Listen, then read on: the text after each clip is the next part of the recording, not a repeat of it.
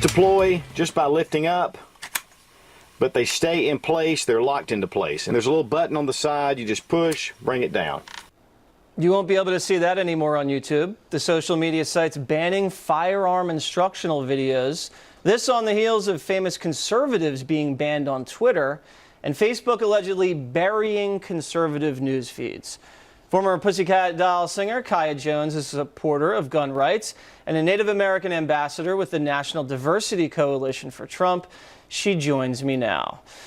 Hi. So, Kaya, hello. Yes. Welcome to Water's World. Thank you. It's your world. It is. You've been watching.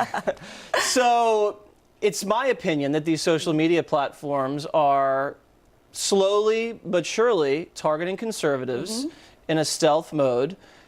Do you fear that? And I feel like it could get worse. Oh, it's going to get worse. I mean, it's not getting better. They keep enforcing more and more and more censorship. And so that's our First Amendment, is freedom of speech. The Second protects all of the amendments. So if you're attacking our Second Amendment, I mean, divide and conquer, you take away anyone's right to fight back. And so the moment that we can't fight back, it's over. Right. So the mainstream media pushes out conservative voices on television and on the papers, and then you see the entertainment industry pushing conservatives out. And if it happens on Twitter, YouTube, and Facebook, just leave the Instagram alone.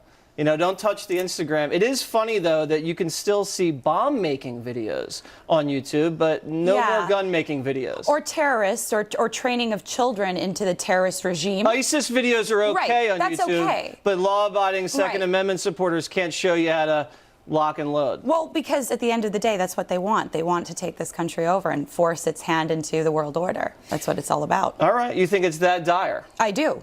I do think it's that dire. And so I'm going to keep talking about it, because as long as I keep talking about it, we keep pushing the narrative of the truth. We need to seek the truth. We need to fight for our amendment and our rights as American citizens. Then that's it. I mean, I'm never going to stop. All right. So on the topic of the Second Amendment, there's a guy named David Hogg who, as many of you guys have seen, is probably the leading face and voice of the Parkland shooting student revolt. This is what he said the other day. Let's hear what he had to say. They're pathetic that want to keep killing our children. It just makes me think what sick are out there that want to continue to sell more guns, murder more children, and honestly just get reelected. What type of person are you when you want to see more money than children's lives? What type of person does that?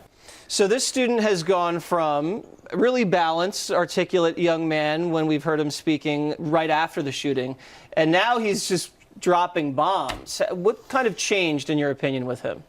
I think he's pushing a very hard narrative. It's all politically driven. I mean, his parents, we know what his parents are involved in. They've exposed that. So, I mean... What are his parents involved in? I believe his mother is involved with stuff with CNN, and his dad used to work for the FBI, if I'm correct. So, as far as I'm concerned, this is a very hard narrative by this child. I was at the shooting at Route 91, and I wanted to gun up, not gun down. So, as far as I'm concerned, as someone who went through this horrible tragedy, which he's gone through, to push this narrative of taking away guns. Less guns do not equate less mad men, okay? So at the end of the day, if someone wants to kill you with a gun, they're going to kill you with a gun. Now, do you want to fight back, or do you want to sit and run into a corner and go, okay, well, I don't know what to do? They're going to kill you, they're going to kill you. Are you going to fight back, or are you just going to turn into a... Don't say it. You can say, maybe you can get away with that because you used to work for the Pussycat Dolls. Well, yeah, I'm a, pink-haired pussycat. Don't need a All right, you have a lot. Hat. You have a lot to apologize for. Let's go to Roseanne Barr. She's got a new show out, and she did an interview with Jimmy Kimmel, and this was just delicious. Watch this. How about Captain Wacko we got running the country here? I mean, foreign policy. I'm shocked because I know you were a very liberal, socially liberal person in general. I mean, I'm still the same. You all moved. We did? You all went so far out, you lost everything. I mean, seriously. You're probably right, by the way. A lot of your audience, and including me, I just want to say this, Jimmy. A lot of us, no matter who we voted for, we don't want to see our president fail. Right. Right. I know. Because we don't want Pence. And yet we've seen it over again. You want Pence? You want Pence for the friggin' president? No, I don't want him either. Well, then zip that Okay, what has happened in this country where Roseanne is the voice of reason?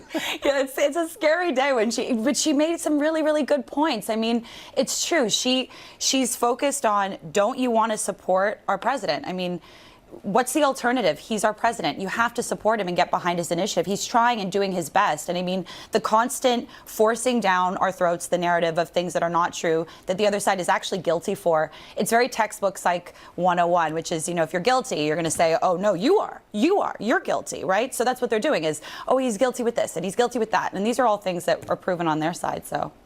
All right. Yeah. Kaya Jones, everybody. Thanks, Jesse. Thank you very much. Up next, Diamond and Silk on crazy Joe Biden threatening to knock Trump out. Stay tuned.